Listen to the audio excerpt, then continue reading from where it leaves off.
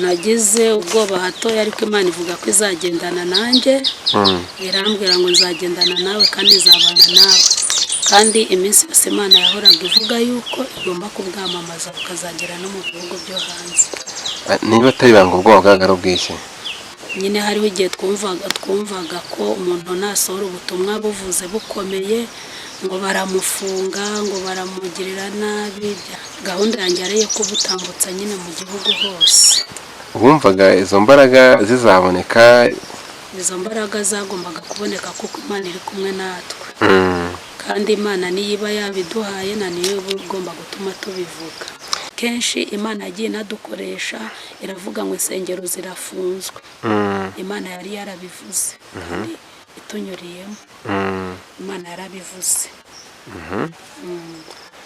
Kigere kumaze kubwira ko hagiye kuza icyorezo, hari abantu bazapinga ariko bakagera bakabyumva ndetse amatwi bagacura injereri. Irangije iti hagiye guca umuyaga mu nsengero. Nako tugeze.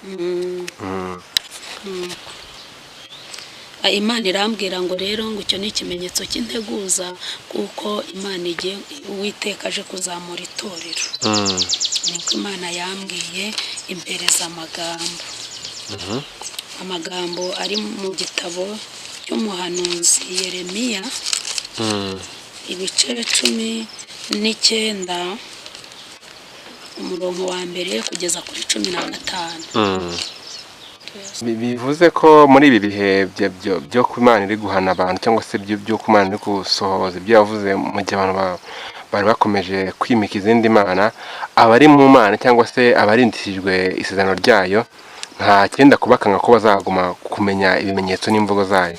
Bazakomeza bamenye ibimenyetso n'imvugo z'Imana kandi ibimenyetso bigaragaza kugaruka kwa Yesu byo tubirimo. Abantu bakunda amakuru cyane, abantu bakunda amakuru cyane cyane ko twese imyemerere yacu bitangana cyangwa tudafite gusobanukirwa kungana imbere y'umwuka. Tutarakomeza haba hari igihe Imana yavuze bizarangira cyangwa abantu bakomeze basenge bategereze igihe bizarangirira. Ntabwo Imana yigeze imbwira igihe bizarangirira, ahubwo Imana ni abantu nibakomeze basenge bezwe batunganywe rwose kuko bari mu ruganda. Imana yaransanze irambwira ari mu ijoro, hari 9 z'ijoro maze gusenga.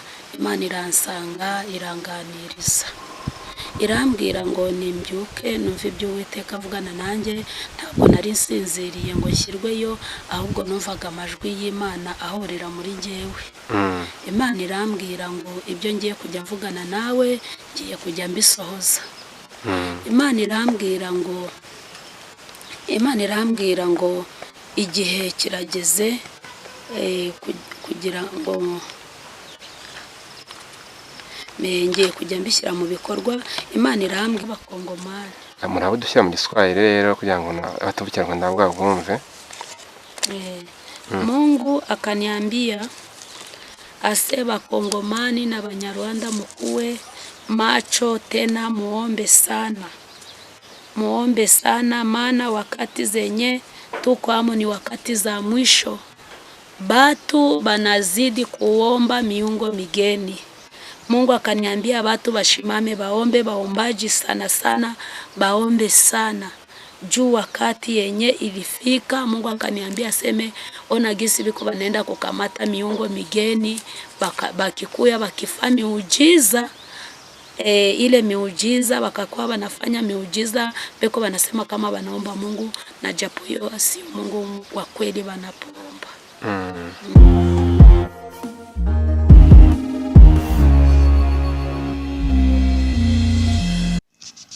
Ni GOSAF TV. Mbere ko ndeka ngo mwumve ubu buhanuzi, reka mbanze mbabwire gake kuri uyu muhanuzi. Amazina ye arayivugira, ariko igihari nuko ubu butumwa bujyanye na COVID cyangwa se ubuhanuzi yari yarabuhawe mu kwa 9 kwa 2019, arangije arabutambutsa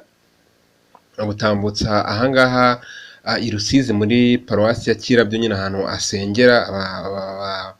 Abari mu rusengero cyangwa se bahasengeye barabumenye, gusa ntibwanyura igihugu cyose. Ikindi nuko yavuze ubutumwa butandukanye cyangwa se ubuhanuzi Imana yaramuhaye hirya no hino mu gihugu. Yatubwiye ukuntu Imana amwohereje kuvuga ubutumwa mu mujyi wa Kigali, agafata umukubuzo akajya mu muhanda akajya akubura yerekana ukuntu Imana igiye gukubura. Yumva ngo ni ibintu bigoye cyane cyane ndetse umubiri utakihangana n'umutima we, ariko kubera ko byari iby'Imana ntabwo byari ngombwa komera nka Yona ngo igifi kimumira ubwanga kugina neve. Ahubwo we yaraje i Kigali, yagiye i Kigali araza aravuga ubutumwa, arahanura, umuhanda arakubura Kigali yose. Ati numvaga abantu bafite nk'umusazi, ariko nasabye Imana imbaraga yarazimpa ngiye i Kigali, byose imbaraga ibintunga Imana irabimpa, ubutumwa mburagenda garuka covid iraza. Iki ni igice cya mbere cyangwa se nabita nka background y'ubutumwa n'ubuhanuzi bwe. Ubwo ubundi buraza guca mu gice tuzashyiraho ku nshuro yacu itaha mu gice cya kabiri nibwo turabufite aha ngaha. Icyo usabwa ni ukora kuri subscribe kugira ngo tuzagira ikigucika. Hanyuma nawe ufite igitekerezo, icyifuzo, inyunganizi, ikibazo cyangwa se amakuru uduha, watwandikira muri comment cyangwa se kuri WhatsApp number ni 07 8 5 3 202. Iyo nimero kuri WhatsApp wanayihamagara.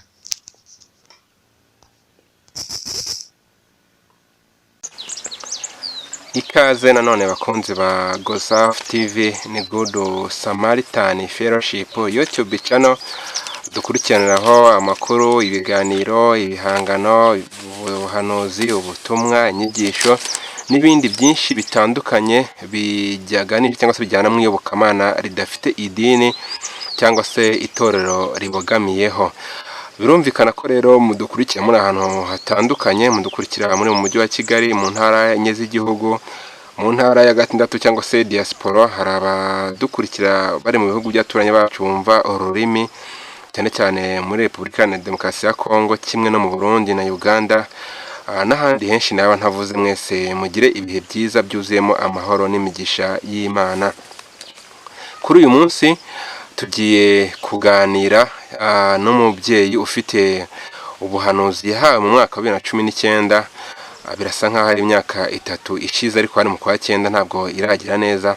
Bwari ubuhanuzi buri gusohora muri iyi minsi, ariko ntarirarenga. Ntabwo isaha y'Imana ijyana n'isaha yacu cyangwa se izacu tubara. Niyo mpamvu kubw'Imana, kubw'umugambi wayo n'ubundi bugiye kukugeraho bunyuze kuri GOSAF TV. Mbere turaza kubanza adusengere, adusabire Imana kudufungurira amaso y'imitima, kudufungurira n'ay'imibiri kugira ngo tubone, ariko by'umwihariko tunasobanukirwe cyane ko iby'Imana iyo tubigezemo Satani nawe aratwegera cyane. Araza kutwibwira, nanjye kutwibwira, dusengere twe kubana kuganira, kandi ntaze kuba ari twebwe, ahubwo tuze kuba indangururamajwi, hanyuma Imana ibwire ubwoko bwayo. Ikaze. Turagushimiye Mana yacu, turakubashye cyane gitare cy'amahanga, wowe utuzi kuruta uko twiyizi. Reka imbaraga zawe zigendane n'ubu butumwa, buri muntu wese ubwumva abushyire ku mutima we, kandi ikindi buri muntu wese ubwumva abashe gukurikirana amagambo ari muri iki gitabo, kuko twasigiwe isezerano tuvuga kuko tugomba kukwemera nk'umwami n'umukiza wacu. Komeza uganze imitima y'abera, uganze imitima y'abantu bose mu isi hose, kandi umuntu wese uzumva buno butumwa azagubwe neza, azabwumva bukurikize, azakomeze gahunda y'Imana, azakomeze gukiranuka, kuko Bibiliya bivuga, yavuga ngo gukiranuka we nakomeza akiranuke, n'uwandura akomeze yandure. Reka imbaraga zawe zikomeze zijyandane natwe twese, izina ryawe rihabwe icyubahiro, kuko uri Imana yumva amasengesho, kandi uzakomeza ubane natwe byaba mu bihe bigoye bikomeye. Uzakomeza utugirire neza, ineza izakomeze kutugota. Izina ryawe Yesu ryera. Amen. Murakoze kudusengera. Nongere mbahe ikaze mwese kuri GOSAF TV. Hanyuma muratwibwira. Amazina yanjye nitwa Umuhoza Priska. Ndi umumama ufite abana 3. Hanyuma tugiye kuganira cyangwa se mugiye kutugezaho ubutumwa n'ubuhanuzi Imana bahaye mu mwaka wa 2019. Ariko hari ibintu abantu bajya bibaza cyane cyane ku bahanuzi. Hari igihe Imana guha ubuhanuzi nk'ubu burimo gupfa, burimo ibintu biteye ubwoba, abantu bari mu mubiri, ukumva ko kubutanga ari ikibazo cyangwa se bigatera ubwoba. Ntabwo Imana iguha buno butumwa yeze ugira ubwoba cyangwa impagara ko wabutambutsa. nagize ubwoba hatoya ariko Imana ivuga ko izagendana nanjye, irambwira ngo nzagendana nawe kandi nzabana nawe, kandi iminsi yose Imana yahoraga ivuga yuko igomba kubwamamaza bukazagera no mu bihugu byo hanze. Niba atari banga ubwoba bwagara ubwishye, nyine hariho igihe twumvaga ko umuntu nasohora ubutumwa buvuze bukomeye ngo baramufunga, ngo baramugirira nabi byagurya. Ariko nyine iyo umuntu ari kumwe n'Imana ntabwo agira ubwoba. Imana kubera ko yavuze ko igendana natwe, niyo mpamvu twashiritse ubwoba, mutambutsa no mu gace kamwe k'iwacu mu rusengero ndabivuga. Ubundi gahunda yawe yari kubutambutsa ahantu hangana gute? Gahunda yanjye yari yo kubutambutsa nyine mu gihugu hose. Wumvaga izo mbaraga zizaboneka? Izo mbaraga zagombaga kuboneka kuko Imana iri kumwe natwe, kandi Imana niyo iba yabiduhaye na niyo iba igomba gutuma tubivuga. Muri iyi minsi hariho kuba abanyabwenge barabaye benshi nk'uko n'ubundi ijambo ry'Imana bivuga, abasesenguzi cyangwa se abigira hanga barabaye benshi, rimwe na rimwe n'abantu bavuga ubutumwa bw'Imana bagafatwa nk'abasazi. Abantu bamaze imyaka myinshi cyane bahanura ibintu, Imana iraje ntize, wabivuga akabona ko wabaye umusazi. Ibyo bintu ntabwo wigeze utekereza ko uzahura nabyo? Icyo gihe ngewe narabitekerezaga ku mutima, ariko nubwo nahura nabyo ngomba gukomera kuko gahunda yanjye ari iyo gukorera Imana. Ariko wenda umuntu araza no kubyibaza bajya bitubaza, nk'Imana hari uburyo wenda ngewe nzishobora kuguhamo ubutumwa, ushobora kuza kumva yerekwa no kujya mu mwuka n'urugero, ariko umuntu aribaza nk'umuntu wumvishe ijwi ry'Imana ryamye mu ijoro cyane cyane, abitandukanyiriza he wenda n'ijwi rindi ushobora kumva cyangwa se n'inzozi? Icyo gihe iyo Imana ivugana nawe ivugana mu majwi utuje hatari urusaku. Niho Imana iza ikakuganiriza ikakubwira ati reba ibi n'ibi n'ibi n'ibi bimeze gutya, kandi koko bwaracyaga ibyo Imana ivuganye nanjye ikabikora, ikakwereka ibimenyetso. Hanyuma tugiye kwinjira muri kugeza amagingo aya. Tugiye kwinjira nyirizina muri ubuhanuzi Imana yabahaye kugira ngo butugereho, bagere ku batuye isi yose nk'uko yabivuze. Hari ubu buryo, hari n'igihe kindi zabikora ku inzira z'Imana zo ntituba tuzizi ni ibihumbi. Tugiye gutangira, muragenda mutubwira tujya tunaganiramo, hanyuma tuze kugana no ku musozo n'ubundi tuza dusenga. Batanye mutubwira igihe Imana yabahaye ubwo butumwa naho mwari muri. Imana yaransanze irambwira ari mu ijoro, hari 9 z'ijoro, maze gusenga Imana iransanga iranganiriza, irambwira ngo nimbyuke numva ibyo Uwiteka avugana nanjye. Ntabwo nari nsinziriye ngo nshyirweyo, ahubwo numvaga amajwi y'Imana ahorera muri njyewe. Imana irambwira ngo ibyo ngiye kujya mvugana nawe ngiye kujya mbisohoza. Imana irambwira ngo igihe kirageze kugira ngo ngiye kujya mbishyira mu bikorwa. Imana irambwira ngo abantu basenge batisengesheje. Imana irongera irambwira ngo habayeho icyorezo, ariko sinabashije gusobanuza iby'icyo cyorezo. Aho hari muri 2019 mu kwa 9 ari 9 z'ijoro. Imana irambwira ngo abantu basenge cyane kuko isi igiye guhinduka. Irongera irambwira ngo abapinga bapinge, ariko abapinga bapinge. Nibamara kubyumva ibyo bintu, amatwi yabo azagira gute? Azacura injereri. Ubwo gucura injereri ndakuba atabizi cyane nko kuvuga ngo bazabyumva bibarenge, batangare cyane. Batangare cyane. Nagiye kubona mbona guhumbya no guhumbura, mbona umuyaga unyuze mu rusengero. Ijwi ry'Imana rirambwira ngo icyo ni ikimenyetso cy'integuza kugira ngo nze nzamure itorero. Wenda murajya mudufasha gusobanukirwa kuvuga ngo umuyaga uciye mu itorero cyangwa mu nsengero byashaka kuvuga iki? ubwo byashakaga kuvuga yuko igihe Imana ije ubu ngubu nk'ubu turimo turabona uwo muyaga, kuko umuyaga koko wanyuze mu nsengero. Insengero zarakinzwe, abantu ntabwo bagisengera mu nsengero. Ibyo byose bigaragaza uwo muyaga w'Imana. Umuyaga ntabwo ari ukubona uhushye gutya ku biti cyangwa iki. Imana ijya ivuga mu marenga menshi kandi abanyamwuka bakabyumva. Nicyo Imana yashakaga kuvuga, ariko ibivuga iteruye. Kuko kenshi Imana yagiye inadukoresha iravuga ngo insengero zirafunzwe. Imana yari yarabivuze kandi itunyuriyemo. Imana yarabivuze. Kigere kumaze kubwira ko hagiye kuza icyorezo, hari abantu bazapinga ariko bakagera bakabyumva, ndetse amatwi bagacura injereri irangije iti hagiye guca umuyaga mu nsengero. Ntabwo tugeze. Imana irambwira ngo rero ngo icyo ni ikimenyetso cy'integuza, kuko Imana igiye Uwiteka aje kuzamura itorero. Niko Imana yambwiye impereza amagambo ari mu gitabo cy'umuhanuzi Yeremiya, ibice 19 umurongo wa mbere kugeza kuri 15. Turayasoma. Yeremiya 19 umurongo wa mbere kugeza kuri 15. Haravuga ngo ikimenyetso cy'ikibumbano kijanjaguritse.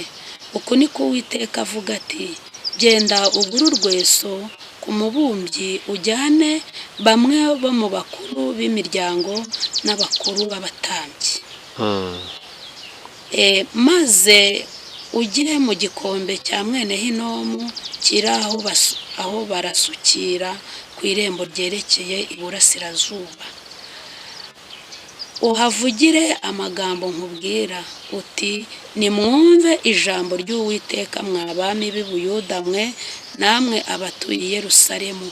Uku niko Uwiteka Nyiringabo, Imana ya Isirayeli ivuga iti, dore ngiye guteza aha hantu ibyago, ibyo uzabyumva wese bizamuziba amatwi, kuko banyimuye kandi aha bakaba bahinduye ukundi, bagahonsereza izindi mana imibavu,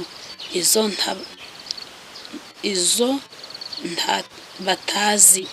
Bona abasekuruza n'abami b'Ubuyuda, kandi aha hantu bahujuje amaraso y'abatariho urubanza. Bubakiye Bayali ingoro kugira ngo batwike abahungu baboho ibitambo byonswa bya Bayali. Ibyo ntategetse cyangwa ngo mbivuge, haba kubitekereza, kuko dore uko Uwiteka avuga ngo, iminsi izaza ntabwo aha hantu hazongera kwitwa Itofeti cyangwa igikombe cya mwene Hinomu, ahubwo hazitwa igikombe cy'icyorezo. Kandi imigambi y'i Buyuda n'iy'Iburasirazuba n'iy'i Yerusalemu nzayihindura ubusa. Ahangaha kandi nzabicisha inkota imbere y'ababisha babo, agwe mu maboko y'abahiga ubugingo bwabo. Intumbi zabo nzazigira inyama z'ibisiga byo mu kirere n'iz'inyamaswa zo mu ishyamba. Uyu murwa nzawuhindura igitangarirwa n'igitutsi.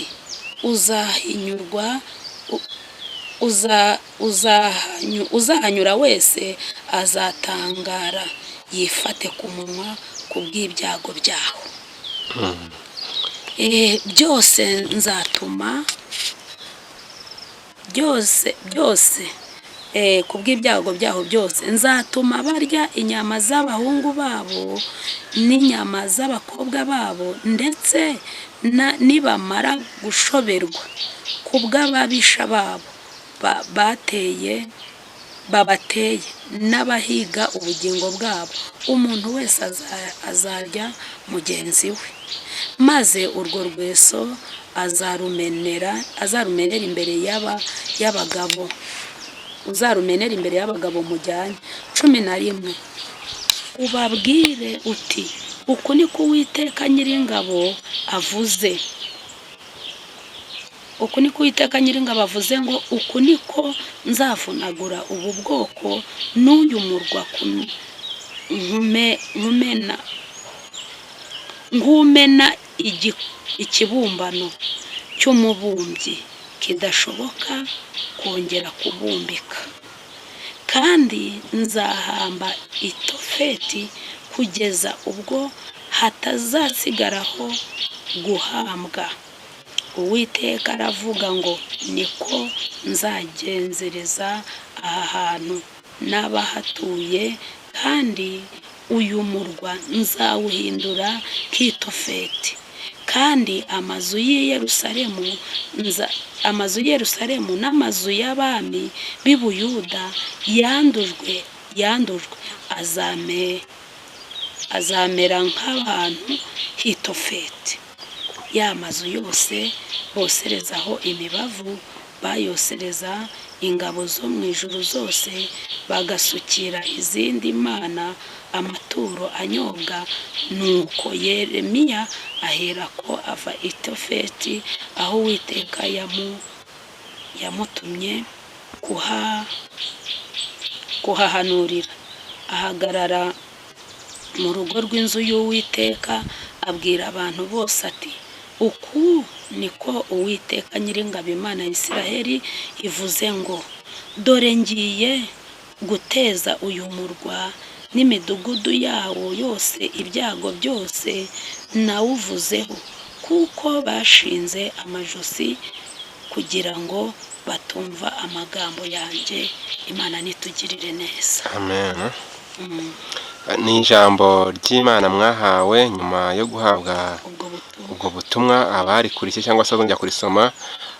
Mwumvisemo inkuru z'umurwa cyangwa se z'ubwoko bugiye kurimburwa kubera kutumvira Imana, kubera kwimura Imana, bakimika ibigirwamana ndetse bakabitambira ibitambo, bakabyosereza imibavu. Ariko nyuma yabyo, nyuma yo gushinga amajosi, nyuma yo gukora byose, Imana ikaba igiye kubakorera ibibi yari yabateganyirije cyangwa se ibihano byo kutumva. Iri jambo mumaze kurihabwa, mugakurikizaho n'ijambo mumaze kumva noneho muri ijwi ry'Imana, ntimwumvise ibintu birangiriye ku batuye isi? Ariko burya ijambo ry'Imana riravuga ngo iyo abantu bakora ibyaha ariko bakisubiraho bakava mu byaha byabo, bakareka kugomera Imana, bakongera bakagaruka, kuko Imana yigeze gutuma umuhanuzi yonarira igihugu cy'Ninive, ariko ngo akigerayo umwami akimara kubyumva, umwami w'Ninive akimara kubyumva, ngo ahita ahamagara abantu b'Ninive bose kugira ngo baze bagire gute, basenge. Ngo bambara amagunira, ngo asohora itegeko, aravuga ngo ndetse ngo n'ihene n'amatungo yaho ngo byose, ngo n'abantu baho biyiriza ubusa, ngo nibamara kwiyiriza ubusa, ngo Imana ngo byenda yabagaruka ikongera ikabagirira imbabazi. Uko niko byagenze Ninive. Genda n'abantu nabo bisubiyeho bagasaba Imana imbabazi, ahari Imana yacu yatugirira imbabazi.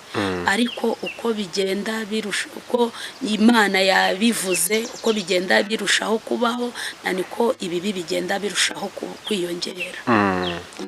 Cyane ko mu buhanuzi harimo ko n'ubundi abantu bazakomeza gupinga kugeza n'ubundi bibagezaho amajwi yabo agacura injereri. Nyuma yo kuhabwa iryo jambo, ntabwo Imana yarekeye, yarakomeje ibaha n'ubundi buhanuzi. Yarakomeje ubundi buhanuzi, ariko nzavuga n'ibyemera. Yampaye ubundi buhanuzi buri mu ijambo, buri mu gitabo cy'umuhanuzi Danieli, ibice 12, umurongo wa mbere kugeza kuri 13. Daniel 12:13 haravuga ngo Daniel yerekwa iby'iminsi y'imperuka. Maze icyo gihe Mikayeli wa mutware ukomeye ujya uhagarikira abantu bawe azahaguruka, hazaba ari igihe cy'umubabaro utigeze kubaho uhereye igihe amahanga yabereyeho ukageza icyo gihe. Nuko icyo gihe abantu bawe bazaba banditswe mu gitabo, bazarokorwa kandi benshi bo muri bo bazaba barasinziriye mu gitaka, bazakanguka, bamwe bazakangukira ubugingo buhoraho, abandi bazakangukira gukorwa n'isoni no gusuzugurwa iteka ryose. 3 kandi abanyabwenge bazarabagirana nk'umucyo wo mu isanzure ry'ijuru, n'abahinduriye kuba benshi ku bukiranutsi bazaka nk'inyenyeri iteka ryose.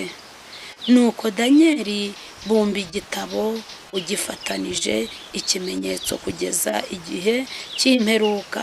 Benshi bazajarajara hirya no hino kandi ubwenge buzagwira. Nuko jyewe Daniel nditegereza, mbona abandi bagabo babiri bahagaze, umwe ku nkombe yo hakuno y'uruzi, undi ku yo hakurya. Umwe abaza wa mugabo wari wambaye umwenda w'igitare hejuru y'amazi y'urwo ruzi ati, ibyo bitangaza bizagarukira he? Mbona wa mugabo wari wambaye umwenda w'igitare wari hejuru y'amazi y'uruzi atunga ukuboko kw'iburyo n'ukw'ibumoso ku ijuru. Numva arahira ihoraho iteka ryose ngo bizamara igihe n'ibihe n'igice n'igihe, kandi ati nibamara kumenagura imbaraga z'abera, ibyo byose bizahera ko birangire. Ndabyumva ariko sinabimenya, mbera ko ndabaza nti, databuja, ikizaheruka ikindi muri ibyo ni ikihe? Aransubiza ati, igendere Daniel, kuko ayo magambo uyahijwe kandi ufatanijwe ibimenyetso kugeza igihe cy'imperuka.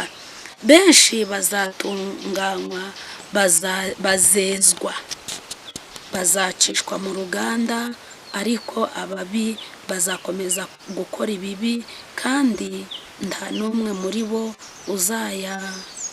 uzayamenya, ariko abanyabwenge bazayamenya, uhereye igihe igitambo gihoraho kizakurikirwaho bagashyiraho ikizira cy'umurimbuzi.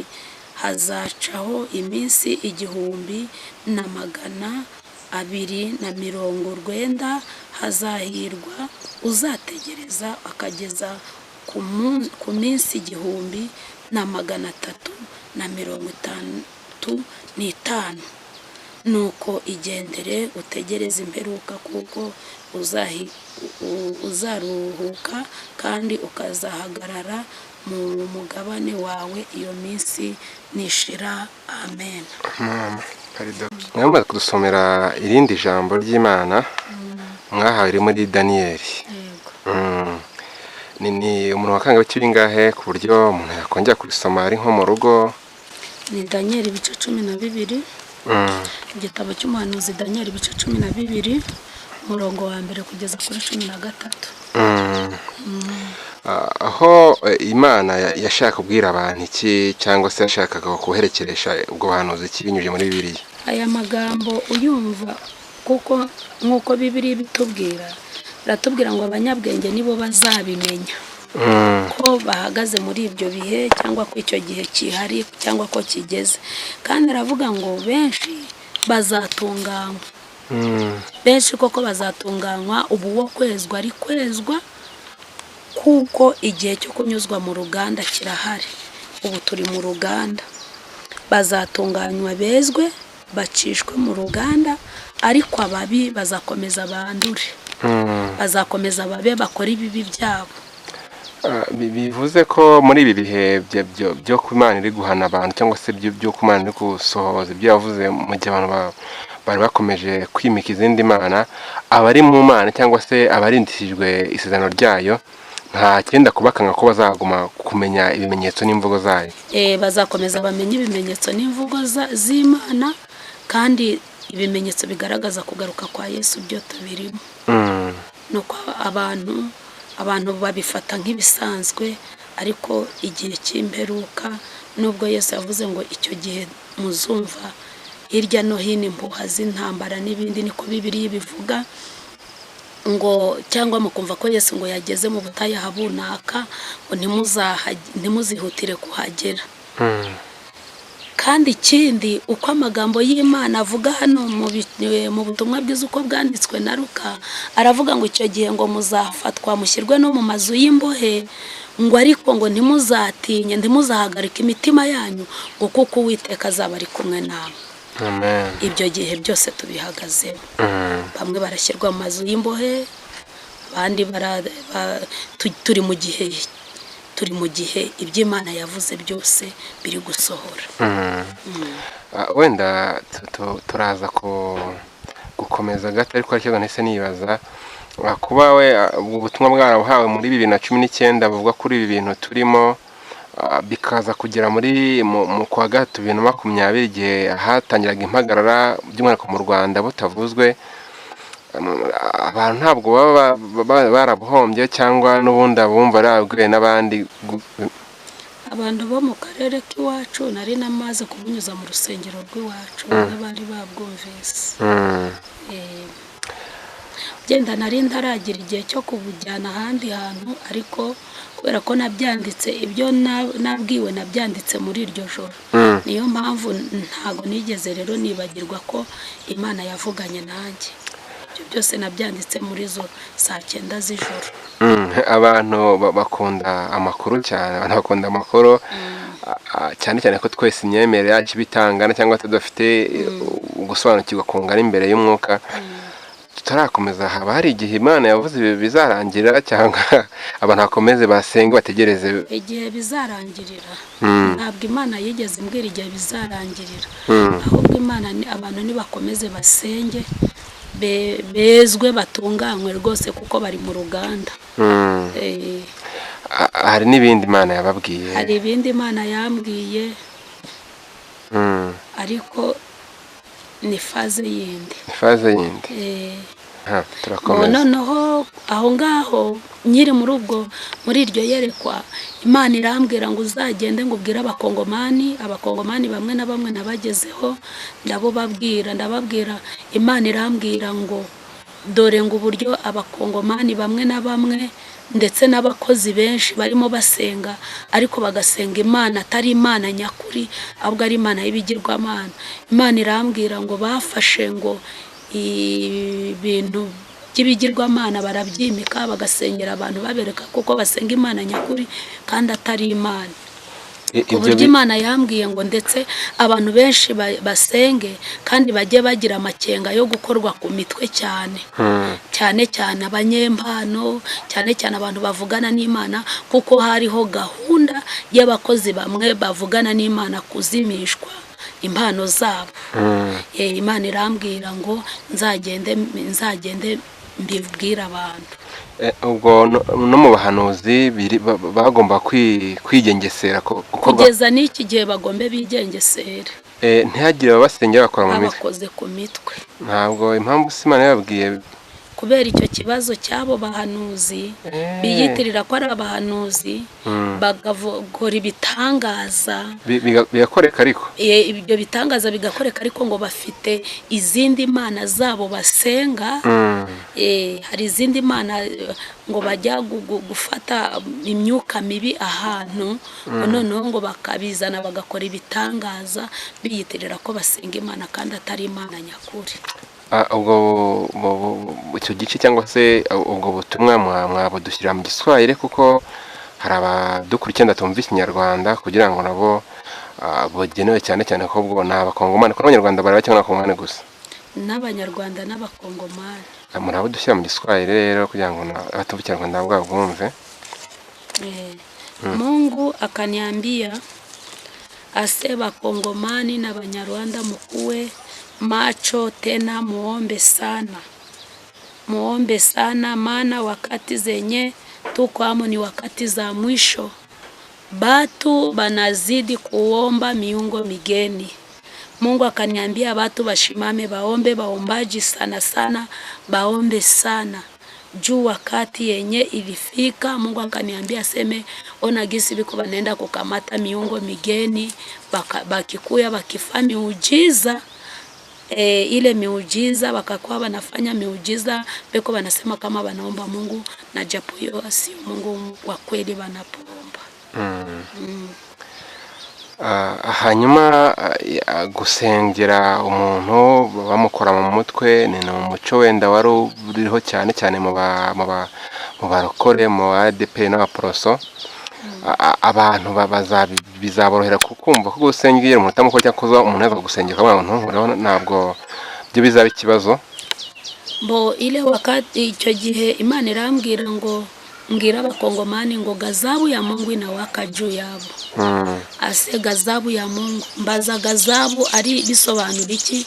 Imana irambwira ngo ni umujinya w'Imana ngo uzaba ku bantu, ku bakongomani, ngo bitewe nuko abo bantu bimitse ibigirwamana muri bo. Imana irambwira ngo rero nzabibatangarize, ariko ngiriwe amahirwe yuko ntashoboye kubitangaza icyo gihe kugira ngo binyure kuri uyu murongo. Niyo mpamvu buri muntu wese uzabwumva buno butumwa azirinde. Ariko hari abakongomani mwavuganye bababwira? Narabibabwiye. Bababwiriye mu Rwanda? Nabibabwiriye Kongo. Bababwiye muri Kongo? Muri iryo joro ryo mu kwa 9 kuri wa saa 9:19 nta bundi Imana yabahaye? Oya. Hanyuma ubwo turi kugana ku musozo, ariko tubuganiraho duhereye ku bureba abantu muri rusange. Icyorezo kiraje, Imana igiye gucisha umuyaga mu nsengero kubera kwimika izindi mana, kubera gusenga bayari no kuyitambira ibitambo. Hanyuma kabiri abantu bagiye, hari imijyi igiye gushyirwaho ikimenyetso cyo guhanwa cyangwa se cy'umujinya w'Imana ku bakongomani nabo, gazabu ya Mungu n'akaju yabo, by'umwihariko nabo ko bakoresha imana zindi, ibintu bahura n'abanyarwanda. Muri iyi minsi abantu batekereza ko abantu batagiterekera cyane, batagifite imana mu nzu, batagifite imana za basekuru babo aho ngaho, zimwe kubatangwa za kera za gakondo. Izi mana ubuhanuzi mwahaye buvuga ni izo mana za kera cyangwa se ni imana zirimo nk'amafaranga, kuramya abakomeye, kwimuramya amashuri, kuramya ubukomere? Muradusobanurira. Hari ibyo Imana yambwiye bita magie noire, magie blanche, ngo mbega abantu bakoresha imana zo muri ubwo buryo. Ariko ntumbaze ko magie noire ari iki cyangwa magie blanche, sinjya kuzimu, ntago ibyo nabimenya. Ariko ngo hari ibyo bakoresha muri ibyo bintu, kandi ngo mbega bajya kwa Satani bagafata y'izindi mana. Sinzi uburyo rero babifatamo, ntago nabimenya. Ariko birakora nabyo birakora nyine, bakiyitirira ko bakorera Imana kandi atari Imana. Hanyuma abantu bigirirwaho uwo muntu basengera, mubwiye ko ari ukumusengera bisanzwe? Baratuzimya, barabazimya, bakazimya impano z'Imana zari zikurimo. genda bakakugira nyine igisenzegeri ntubashe kumenya niba warotaga ntubukirota, niba werekwaga ntubukerekwa, gutyo. Hanyuma abantu noneho barumva buno butumwa bakaba muri ba banyabwenge Imana yatubwiye bazabyumva kubisobanukirwa, ntibabe muri babandi batazamenya uko bigenda. Nta kintu Imana yababwiye bazakora muri ibi bihe wenda bagomba gusenga. Bagomba gusenga, bagasenga bakabana n'Imana. Kuko muri iki gihe Imana ubundi irashaka umuntu ku giti cye, ugakizwa ukezwa, kuko turi mu ruganda, turi gutunganywa, turi mu ruganda. Abantu nibezwe bagumane n'Imana, babane n'Imana, kandi buri muntu wese agombe gukora icyo ategetswe nk'umukirisitu. Hari idini cyangwa itorero ryabishingiyeho cyangwa n'ibireba bemera Imana bose? Ibyanjye ntabwo bishingiye ku idini cyangwa ku itorero runaka, ahubwo ntambukije buno butumwa kugira ngo uzabwumva wese akiranukira Imana kandi yakire Yesu nk'umukiza we. Hari ikibazo umuntu wenda yakibaza wundi cyane cyane akibaza ati kuvugana n'Imana cyangwa se iby'ubuhanuzi mwari mumaze igihe kingana iki wenda muvugana n'Imana, byatangiye ryari?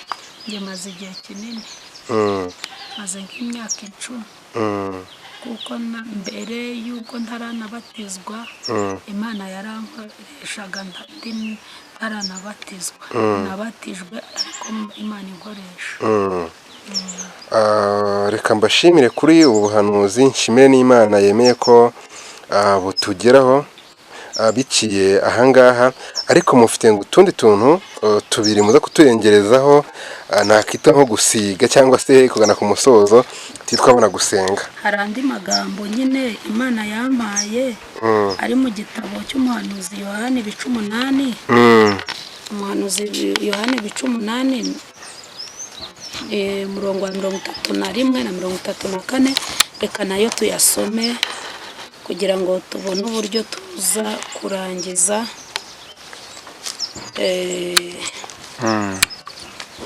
Aho muri ibyo 8 umurongo wa 31 haravuga ngo abana ba Aburahamu nyakuri. Nuko Yesu abwira abayuda bamwemeye ati nimuguma mu ijambo ryanjye muzaba abigishwa banjye nyakuri, namwe muzamenya ukuri kandi ukuri niko kuzaba batura. Imana nitugirire neza. Baramusubiza bati ko turi urubyaro rwa Aburahamu, akaba ari ntabwo twigeze na hato kuba imbata z'umuntu wese, none uvugiye iki ngo tuzabaturwa? Yesu arabasubiza ati ni ukuri ndababwira yuko umuntu wese ukora ibyaha ari imbata y'ibyaha. Imbata ari imbata y'ibyaha, kugeza kuri 34. Hongerwaho irindi jambo riri mu gitabo cy'Abaroma 2 umurongo wa 25 kugeza kuri 29. Abaroma 2.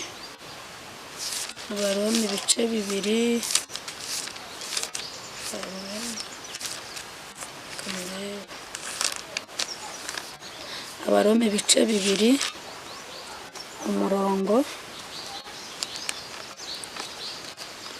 wa 25 kugeza kuri 29. Haravuga ngo ni koko gukebwa kugira icyo kumara iyo witondeye amategeko, ariko ari nucumura amategeko gukebwa kwawe utakebwe yitondera ibyategetswe n'amategeko, nk'utakebwe kwe ndikuzamuhanirizwa no gukebwa, kandi utakebwe umubiri niyitondera amategeko tazagutsindishiriza wowe ucumura amategeko, kandi warakebwe ku mubiri, kuko ugaragara ko ari umuyuda utari umuyuda nyakuri, kandi gukebwa kugaragara ko ku mubiri atari ugukebwa nyakuri, ahubwo umuyuda wo mu mutima niwe muyuda, kandi gukebwa ko mu mutima n'umwuka kutari ukubiri niko gukebwa nyakuri. Umeze atyo ntashimwa n'abantu, ahubwo ashimwa n'Imana. Ngira ngo muri iri jambo mumaze kudusomera niba mbyumvise neza, basabwa kuba mu mategeko ariko banubahiriza mu mubiri cyane.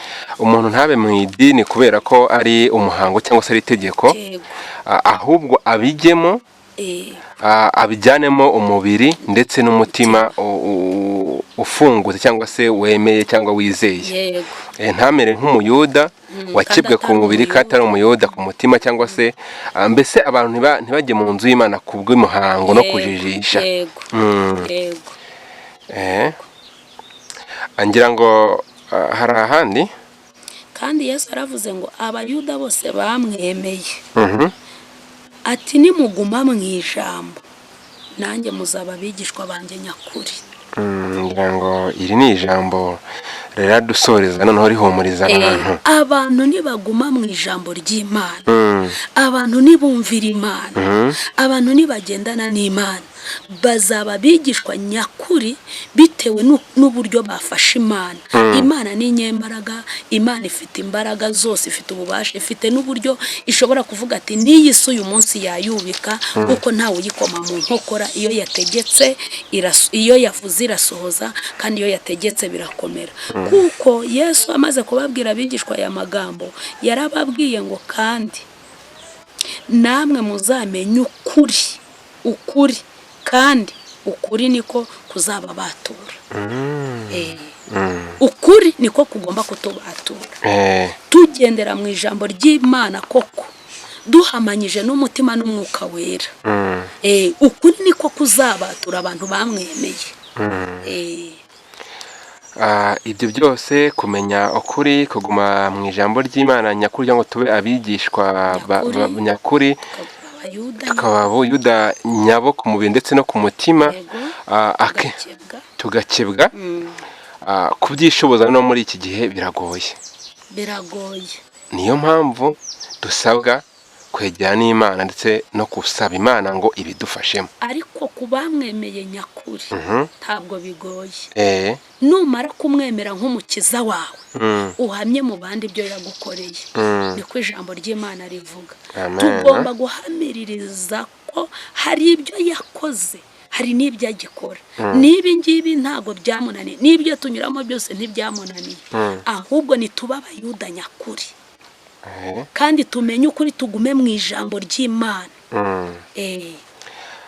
Turaza kugana ku musozo w'igice cya mbere kuko tuzagira n'igice cya kabiri mu gihe cyacyo, ariko tugiye kubasaba mu dusengere, musengere abakunzi ba GOSAF TV, musengere aho ubutumwa buzageraho mu buryo bumwe cyangwa ubundi, kugira ngo Uwiteka Imana bwa butatu butagatifu, Umwana, Mwana, Mwuka ndetse n'Imana nyine nkuru, baze babe hafi yacu, badufashe kurwanya Satani no kumutsinda. No tumara kumutsinda duhindukire, twemere Imana, twemere ijambo ryayo, dukebwe kumenya no kumutsinda, tube abayuda nyabo, bityo tubashe kumenya ukuri. Muri iki gihe haje abanyabwenge benshi. Ubu butumwa rero murakoze cyane, kuko dusoreje ahangaha. Twabuhaye umutwe witwa teme yabwo ni Hunga Udapfa. Hunga Udapfa. Nuko dufite n'ubundi buvuga ko kanguka. Dufite ubundi buvuga, twahaye teme yitwa kanguka, wowe usinziriye ukanguke. Nuko rero reka dusoreze ahangaha. Imana kubidushoboje, Imana ibaha umugisha, tubasabiye umugisha, kandi Imana ibakomeze. Turabashimiye cyane. Uri data twese mwiza, Mana y'ukuri, Mana ifite ubugingo buhoraho, ni wowe ibi byose tubikesha. Imbaraga zawe zirakwiriye, nizamamare mu isi hose, abantu bamenye kukuri Imana. turasenze duhamagaje Imana ikora imirimo n'ibitangaza, Imana itabara, Imana yumva gusenga, Imana ikiranuka, Imana data wa twese, Imana mutware, wowe dukesha ubuzima bwa buri munsi uko bwije nuko bukeye. Komeza rero abantu bawe ubahe ubu butumwa kuba warabuduhaye